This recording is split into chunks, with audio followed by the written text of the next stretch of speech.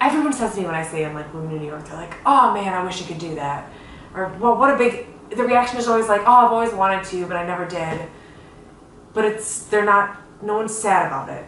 They just love the idea that they kind of always, they could do anything they wanted, but they've chosen to stay here, and they have a significant other, and they love this place, and they wouldn't want to live anywhere else. And it's almost like, that's really comforting to say over and over again for everyone here.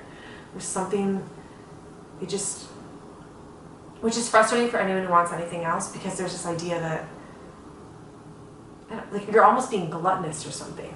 So this girl just told me this story. She's like a model for our store, and she's like, yeah, I was a week away from going to New York. I gathered 3 friends. We had our apartment. We had our plane. Like, I was moving. I was done. I'd sold everything. I was going. And she's like, I met her husband. And she's like, and I just didn't go. And they all went, and they all live there now. They live there forever. And I stayed because I just like, it was him. And like I stayed. And like, in my mind, I've met guys I like. I honestly can't even imagine falling in love and ever having that change the course of my plans.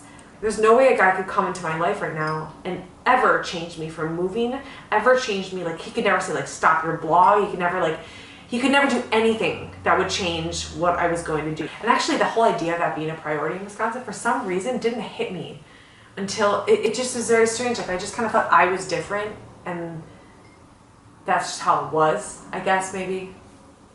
I don't know. I've never been to too many other places where like in New York, it's not like that at all. And you not being married by 25 is not a big deal.